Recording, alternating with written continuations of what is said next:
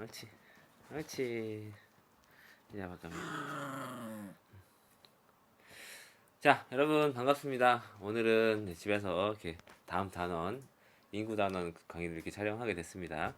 오늘 특별 게스트 이렇게 집에서 키우는 강아지도 주말에 이렇게 열심히 공부를 하고 있어요. 여러분들도 시험 끝났다고 지금 풀어지지 말고 다음 단원 열심히 공부를 시작해 보도록 할게요. 자, 오늘 할 거는 새로운 단원입니다. 이제 인구 분포, 인구 단원이에요. 단원을 쭉 살펴보면 인구 변화와 인구 문제라고 한대요. 가장 먼저 할 거는 인구 분포, 그리고 인구가 세계 인구가 어디에 어떻게 사는지. 두 번째로는 이제 인구 이동, 인구가 무엇 때문에 이동하는지, 그리고 어디에서 어떻게 이동하는 특징을 보이는지. 그리고 세 번째로는 인구 문제, 인구가 이동함에 따라서 발생하는 여러 가지 문제들을 알아볼 겁니다. 그 중에서 오늘은 첫 번째 인구 분포에 대해서 공부를 해보고 다음 시간에는 인구 이동과 인구 문제를 한 번에 진행을 할게요. 자, 그러면 여러분 교과서로는 122페이지가 되겠네요. 인구 분포. 각 지금 지역에 사는 친구들끼리 서로 이야기를 하고 있어요. 자기 나라 뭐 인구 분포를 이야기하면서 자연환경은 뭐 이렇고 그래서 인구들은 이런 특징을 보이고 간략하게 읽어보면 지금 방글라데시와 몽골이라는 두 인구가 많이 몰려 사는 지역 그리고 인구가 적게 모여 사는 지역 두 가지가 나타나고 있습니다. 자, 그럼 전 세계 사람들은 어디에 많이 모여 살고 있을까? 이런 특징도 여러분들 아마 한번 공부해보면 좋을 것 같아요. 자, 오른쪽에 123페이지입니다. 세계 인구 분포를 잘 보면 세계 인구는 지구상에 고르게 분포하고 있지 않아요. 특정 지역에 이제 집중하여 분포하고 있다. 요게 이제 첫 번째 특징이 되겠네요. 세계 인구는 고르게 분포하지 않고 특정 지역에 몰려서 분포한다.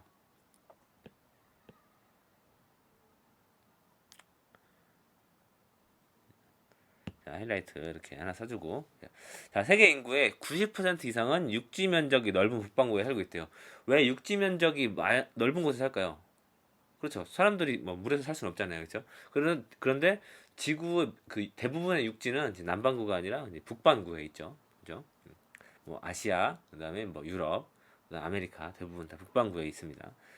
90% 이상은 육지 면적이 있는 북반구에 살고 있다.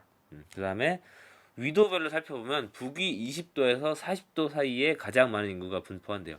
왜 북위 20도에서 40도에 가장 많은 인구가 분포하고 있냐? 자, 여러분들 1학년 때 공부했던 거 잘 떠올려 보세요. 1학년 때 우리 기후를 공부하면서 적도를 중심으로 점점 위로 고위도 지방으로 올라갈수록 온도가 어떻게 된다고 했어요? 그렇죠. 점점 떨어진다 그랬죠. 그래서 저위도에서 고위도로 올라갈수록 온도가 점점 낮아지는데 그 중간에 저위도 적도 부근은 너무 온도가 덥잖아요. 그렇죠? 그런데 온도가 떨어지다가 살짝 사람이 살기 좋을 정도로 적당한 온도. 그게 지금 우리가 살고 있는 중위도 지역이죠. 대부분 북위 20도에서 40도 사이가 되겠습니다. 그러면 북위 20도에서 40도가 나타나는 의미는 뭐냐면 요거는 기후가 온화한 지역이다. 이렇게 우리가 의미를 도출해 볼 수가 있겠네요. 그렇죠? 기후가 온화한 지역. 그래서 그 밑에 바로 나오네요. 적도 부근이나 극지방은 인구가 적게 분포한다. 적도 지방은 그렇죠. 너무 덥고 극지방은 너무 춥기 때문에 인구가 적게 분포하겠죠. 그러면 실제로는 어디에 우리가 많이 몰려 살고 있는지 알아봐야 되겠죠. 대륙별로 보면 중국, 인도, 방글라데시 등이 있는 아시아와 유럽의 인구가 밀집해 있대요. 자, 여러분 지금 2015년인가 2016년인가 통계를 보면 전 세계 인구의 3분의 1이 중국과 인도에 몰려 살고 있다고 하더라고요. 그만큼 이제 아시아 대륙에 많은 인구가 몰려 살고 있습니다. 이에 반해 오세아니아는 상대적으로 인구가 적게 분포한다. 자, 오세아니아 어디예요? 그렇죠. 오스트레일리아, 뉴질랜드 있는 쪽 아래쪽이죠. 그렇죠?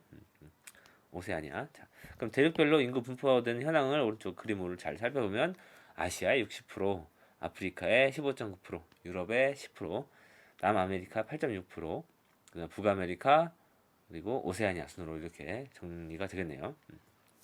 자, 그러면 인구가 지금 이렇게 분포한다고 그랬는데 인구 분포에 떤 영향 때문에 인구가 이렇게 분포하고 있는지 우리가 알아보면 좋겠죠. 자, 인구 분포에 영향을 미치는 자연적인 요인을 잘 볼게요. 영향은 크게 두 가지가 있어요. 예전에는 사람들이 어떻게 자연환경을 스스로 원하는 대로 통제하기 이전에, 즉 산업화 시대 이전에는 자연환경이 사람이 살기 쾌적한 곳에 많은 사람들이 몰려 살았겠죠. 그렇죠? 그렇지만 사람이 자연환경을 어느 정도 조절할 수 있게 되면서 이 자연환경이 아닌 오늘날에는 인문 환경, 사회적 환경이 좀 중요하게 됐습니다. 그래서 두 가지 측면에서 나눠볼 건데 그 중에 첫 번째 자연적인 요인을 먼저 살펴보도록 할게요. 자, 과거에는 기후, 지형, 식생 등 자연적 요인이 인구 분포에 많은 영향을 끼쳤대요. 자연적 요인, 기후, 얼마큼 따뜻한지, 그다음에 지형, 아까 말한 것처럼 뭐 대륙인지, 육지가 많은 곳인지, 뭐 해안가인지, 아니면 바닷가 근처인지 이런 거. 그다음에 식생, 사람들이 먹고 살 수 있을 만한 그런 뭐 농작물이나 이런 것들 있죠. 이런 것들이 인구 분포에 많은 영향을 줬는데 이제 기후가 온화한 지역, 따뜻하고 평야가 넓은 지역, 물을 얻기 쉬운 지역, 이런 곳은 자연경이 굉장히 유리한 곳이겠죠. 대표적인 곳이 동남아시아와 남아시아에 이르는 벼농사 지역이었습니다. 자, 이 지역은 계절풍 기후를 가지고 있고요. 자, 계절풍 기후 1학년 때 공부했었죠. 그 다음에 하천유역의 넓은 평야가 발달한 벼농사와 인간 생활에 유리한 자연 조건을 갖추고 있는 지역, 이런 곳에 사람들이 많이 살고 있었대요. 그러면 사람들이 살기 힘든 지역, 인구가 희박한 지역은 반대로 하면 되겠죠. 사하라 사막, 기후가 너무 뜨거워요. 그렇죠? 오스트레일리아의 내륙 지역, 건조기, 왜냐면 바닷가에서 너무 멀어요. 그렇죠? 땅덩어리 너무 넓은데 이제 물을 구하기가 쉽지 않은 곳이겠죠. 그렇기 때문에 건조하겠죠. 이런 곳은 물이 부족하고 농업이 부족하여 인구가 적다. 자, 그다음 스칸디나비아 반도나 캐나다 북부 같이 한대 기후 지역, 추운 곳은 너무 춥기 때문에, 그다음에 열대 기후 지역은 너무 덥기 때문에 인구 밀도가 낮다. 자, 열대 기후 지역의 인구 밀도가 낮은 대표적인 데가 그런 뭐 아마존 이런 곳이 되겠죠. 뭐 이거 농담인데 여러분들 1학년 때 우리 한대 기후, 열대 기후 굉장히 좀 헷갈려 했었잖아요. 이거 외우는 거 기억나요? 열대 기후, 우리 뭐 열대를 맞으면 되게 뜨거워지죠, 그렇죠? 한대 기후, 한 대 맞으면 차겠죠. 자, 썰렁한 농담이었습니다. 자, 그리고 계속 가보면 알프스 산맥이나 히말라야 산맥처럼 지형이, 우리 말한 거 아까 공부했던 지형이 높고 가파른 산악지형 이런 곳에서는 사람이 거의 살고 있지가 않대요. 우리 아마 최근에 선생님이 시험 문제 냈던 것 중에 독도에 관한 얘기했었죠. 독도는 대부분 바닷가, 해안 지역은 사람이 살기가 힘든 곳이었었던 거 기억날 거예요. 자, 그러나 최근에는 과학기술이 발달하면서 사람들이 거주에 불리한 자연환경을 극복하여 거주 지역을 확대해가고 있다. 즉, 뭐 사막 이런 지역도 요즘 뭐 어떤 오일, 그러니까 뭐 기름 같은 거 굉장히 많이 나오기 때문에 굉장히 부유한 나라들은 뭐 예를 들면 뭐 축구장 이런 것도 에어컨을 막 허망하게 틀어가지고 살기도 하고요. 극복하는 모습들을 볼 수 있다는 얘기죠. 과학기술이 발전하면서. 이에 따른 문제점도 많이 발생할 거예요. 사람들이 거주 환경 지역을 넓혀감에 따라서 나타나는 문제들은 우리가 마지막에 살펴보도록 하겠습니다. 자, 그러면 이제 다음 쪽 한번 넘겨볼게요. 지금 자연적 요인은 하나 봤고, 두 번째로는 인문적인 요인이에요. 과거에는 자연적 요인이 인구 분포에 큰 영향을 미쳤는데, 오늘날은 즉 산업혁명 이후에는 경제나 교통이나 산업 등의 인문적 요인이 많은 영향을 주고 있다. 이거는 여러분들한테 딱 물어보면 알아요. 여러분 지금 만약에 평생 살 곳을 정해야 돼요. 여러분들 나이 들어서. 그러면 도시에 살고 싶어요? 농촌에 살고 싶어요? 선생님 같은 경우는 요즘에 약간 도시보다 농촌에 좀 사는 게 굉장히 좀 그리울 때가 있어요. 어렸을 때는 농촌에서 자랐는데 막 도시에 어떤 처음에는 그런 막 발달된 뭐 문화시설, 그다음에 뭐 교통, 경제 뭐 이런 것들이 굉장히 매력적이었다고 생각했었는데 요즘에는 약간 좀 지치더라고요. 그래서 약간 요즘에는 농업 뭐 발달한 그런 곳도 좀 좋지만 여러분들한테 지금 딱 물어봤을 때는 여러분들 아마 머릿속에 그런 걸 떠올렸을 거예요. 뭐 영화나 뭐 물건을 구매하기 좋고 일자리를 구하기 좋고 이런 것들 있죠. 여가 생활하기 좋은 곳들. 이런 것들이 좀 여러분들이 생각하는 그 인문적 요인이 되겠죠. 인문적 요인이 인구 분포에 더 많은 영향을 주고 있다. 뭐 예를 들어서 이제 좀 나이가 들었어도 의료기기 이런 의료 환경이 굉장히 중요하잖아요. 그렇죠? 근데 뭐 시골에는 사실 마땅한 병원들이 많이 없다고 치면 그럼 점점 사람들이 뭐 도시나 이런 곳으로 몰려볼 수밖에 없겠죠. 자녀를 키우는 어떤 뭐 부모 입장에서도 학교를 다니기 좋은 뭐 도시로 이사를 온다거나 이런 문제들 있죠. 자, 그러면 경제가 발달하고 일자리가 풍부한 지역. 일단 젊은 사람들은 일할 곳이 필요하겠죠. 그리고 부모들은 교육 여건이 좋은 곳. 그리고 좀 젊은 사람들과 뭐 나이가 많은 사람들 다 모두 다 문화시설이 잘 갖춰진 지역. 그리고 교통이 편리한 지역. 이런 곳이 인구가 밀집해 있죠. 국가별로 보면 뭐 서부 유럽이나 미국 동부 대서양 연안, 그다음 일본의 태평양 연안 등 이런 곳이 대표적인 인구 밀집 지역이 되겠고요. 반대로 교통이 불편한 지역이나 일자리가 부족한 지역, 그리고 전쟁과 분쟁이 많아서 좀 살기 힘든 이런 곳은 인구 밀도가 낮겠죠. 여러분 여기 그림을 이쪽에 있는 그림을 잘 보면 서부 유럽 지역, 자 인구 많은 곳이죠. 그다음에 중국 동남부 기후가 온화해서 농사짓기 좋고 바다로 진출하기 좋은 곳이고, 그다음에 아까 우리가 봤던 여기 미국 북동부 대서양 연안, 그렇죠. 그다음에 여기 서부 유럽 우리, 자 이런 것들이 대표적인 인구 밀집 지역이었습니다. 밑에 있는 그림들을 여러분들이 잘 그어볼 수 있을 것 같고요. 답은 답이요. 답은 이렇게 되죠. 자 그러면 이제 우리나라로 가볼게요. 자 우리나라 사람들은 어디에 모여 살까? 자 우리나라는 오랫동안 농업 중심 사회였죠. 그렇죠. 벼농사 중심의 농업 사회였기 때문에 자연스럽게 자연 환경의 영향이 좀 더 인구 분포에 큰 영향을 줬을 거예요. 벼농사 중심의 농업 사회였다. 자 이미 어디 사는지 알 수 있을 거야. 자 그러면 자연 환경의 요인을 많이 받았는데 인구가 온화하고 기후가 온화하고 평야가 발달한 지역, 우리나라에서 이런 곳이 어디냐면 남서부 지역이에요. 우리나라는 한반도는 여러분들 1학년 때 잘 봤겠지만 그 뭐냐 백두대간이라고 해서 백두산부터 한라산까지 이렇게 큰 커다란 산맥을 중심으로 해서 동해안 쪽은 굉장히 지형이 높고, 그다음에 서남해안 지역은 굉장히 평평하고 따뜻한 곳, 이렇게 좀 공부했던 걸로 알고 있을 겁니다. 자, 그러면 과거에는 주로 이제 벼농사를 짓기 좋은 이런 지역, 남서부 지역이 인구가 굉장히 몰려 있는 지역이었다. 그에 반해 위로 올라갈수록 이제 춥고 산지가 많은 이런 북동부 지역 이런 쪽은 인구가 적게 몰려 사는 곳이었겠죠. 그런데 1960년대 이후 산업화가 본격적으로 진행되면서 이제 이런 문제가 좀 더 해소되기 시작했어요. 즉 사람들이 이제 이런 농사짓기 좋은 곳보다 어디를 찾아가? 그래서 일자리가 많고 교육하기 좋고 그다음에 경제가 발달하고 교통이 발달한 이런 곳으로 찾아가게 되겠죠. 그럼 즉 농사를 짓는 사회에서 일자리가 많은 곳으로, 즉 시골에서 도시로 이동하기 시작했죠. 이런 현상도 우리가 뭐라고 할까요? 네 글자로. 그래요. 이촌향도. 농촌을 떠나서 이동하는 거죠. 어디로? 도시를 향해서. 그렇죠? 이촌향도 현상이 뚜렷하게 나타났다. 그 결과 서울을 중심으로 수도권의 전체 인구의 50%가 분포한대요. 우리나라 지금 5천만 인구가 넘죠. 근데 아마 2천만 이상이 서울에 살고 있다고 합니다. 그 외에 이제 부산, 대구, 광주, 우리 뭐 서울, 대전, 대구, 부산 이런 광역시라고 하는 곳, 이런 곳에 많이 몰려 살고요. 그리고 남동 임해공업지역, 남동 쪽, 이 바다 태평양으로 진출하기 좋은 곳이죠.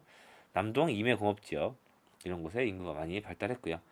산맥 지역, 산지 지형 또는 농촌 지역은 인구가 단단한 겁니다. 자, 여러분 여기 그림을 잘 보면 밑에 1940년대 모습 농업 중심 사회였다가 2015년대를 보면 서울의 대부분의 인구가 몰려 살고 있고요. 남동 임해 공업지역 그리고 광역시에 인구가 이렇게 몰려 있는 것을 볼 수 있을 거예요. 자 그러면 기초 탄탄 문제 한번 풀어보겠습니다. 자, 아이고.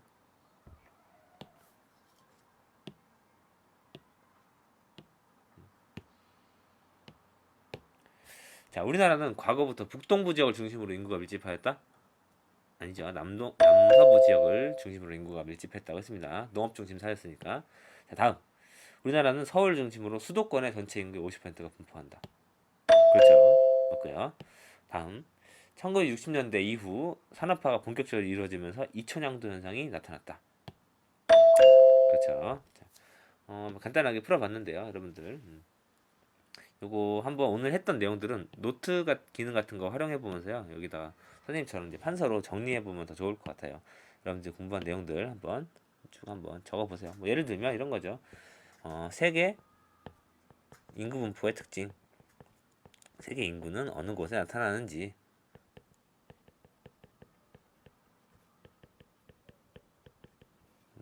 예를 들면 뭐 밀집 지역은 어디이고 인구가 희박 지역은 어디일지. 자, 밀집 지역의 특징은 대부분 어떤 곳이라고 했어요? 기후가 그렇죠, 온화한 곳이고, 지형은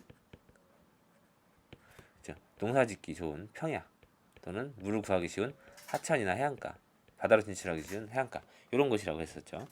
그래서 당연히 발달한 곳들은 뭐 주로 벼농사를 짓기 좋은 이런 지역들이었었고요. 인구가 희박한 곳, 이거랑 반대로 되겠죠. 기후가 너무 덥거나 더운 적도 부근 또는 기후가 너무 추운 극지방은 인구가 적게 분포한다고 했고요. 지형적으로는 사막이나 산지가 많은 이런 곳은 인구가 분포하기 힘든 곳이라고 했었습니다. 인구의 두 번째, 인구 분포에 영향을 주는 요인은 크게 두 가지가 있었는데요. 하나는 자연적인 요인이 있었고요. 두 번째로는 인문적 그리고 사회적인 요인이 있었습니다. 자, 자연적 요인은 우리 앞에서 봤던 기후라든지 그다음에 지형이라든지 그다음에 물을 구하기 쉬운 이런 곳이었었고요. 그다음에 인문사회적 요인은 경제 또는 뭐 교육 또는 뭐 교통, 문화 여러분들이 생각하는 그런 것들 이런 것들이 발달한 곳이었다. 우리나라 같은 경우는 어땠냐? 우리나라 같은 경우는 1960년대 즉 산업화 이전과 이후로 나눠지는데 산업화 이전에는 주로 자연환경에 영향을 많이 받는 곳이었다. 그래서 주로 어디에 인구가 많이 몰려 살았었냐? 우리나라 남서부, 한반도 남서부 지역에 많이 몰려 있었고 1960년대 산업화 이후에는 인문, 사회적 영향이 커짐에 따라서 수도권 그리고 남동 임해공업 지역